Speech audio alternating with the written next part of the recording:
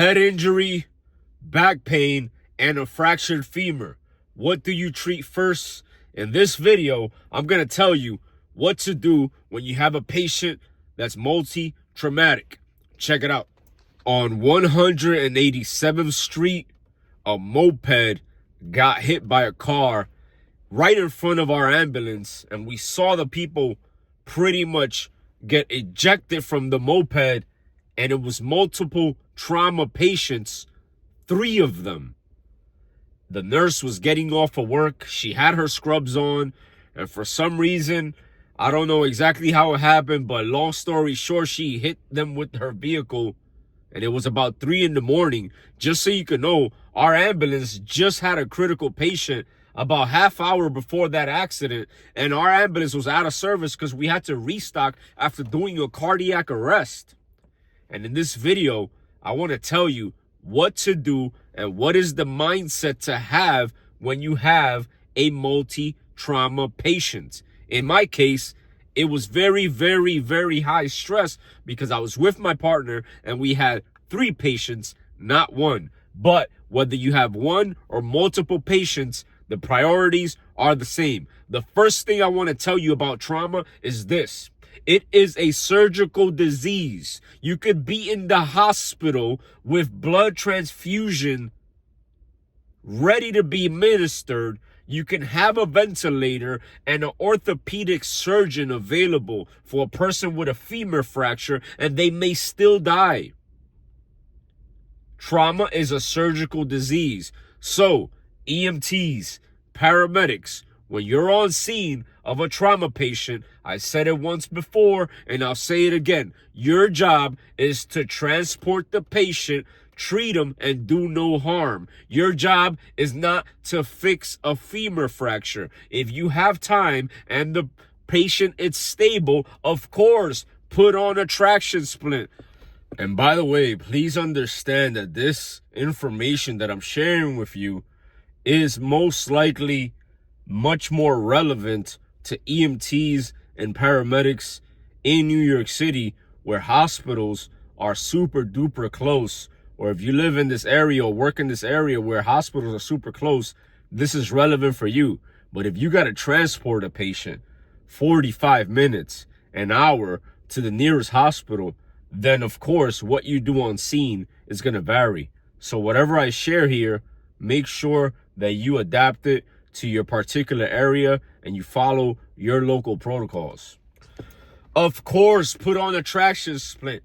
Of course, treat this patient.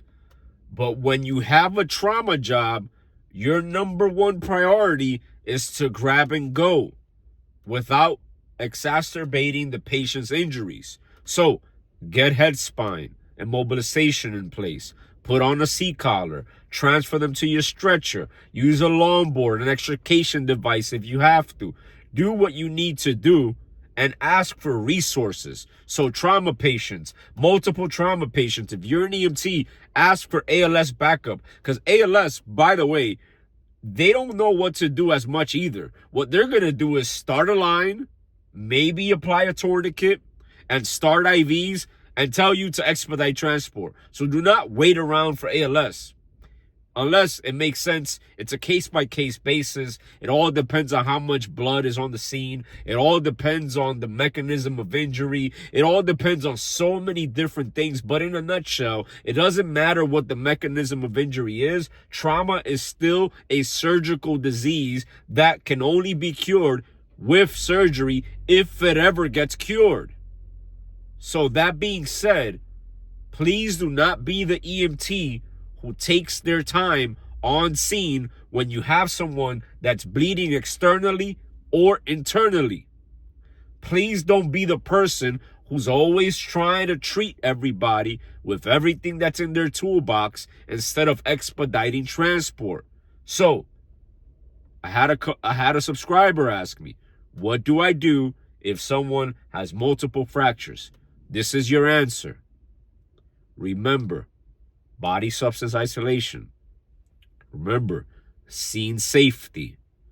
Remember, stay in play is not an option. You need to transport this person to the nearest 911 receiving trauma center.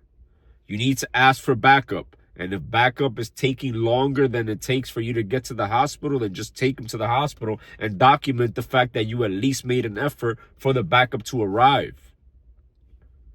Then treat en route in the majority of cases. So as an EMT, what I would do is stabilize the patient, transport the patient to our vehicle, and if I have to put on a traction splint or any type of splint, I'd rather do it if the person is really, really, really critical en route to the hospital. I'd rather do it on scene if the person just happens to have a wrist fracture, then you splint them in the position of function or whatever it is, if it's a hand fracture, and that's about it. But if it's a major fracture with major risk of dying, then your number one priority, once again, is to transport this patient and treat them en route. En route, you take your blood pressure, you notify the hospital, let them know the mechanism of injury, take vital signs, do all that stuff that you already know what to do. But just remember, trauma is a surgical disease that requires an operating room. And the only real use of the back of the ambulance is to expedite the person receiving care from the appropriate health care providers. I hope this helps. Peace.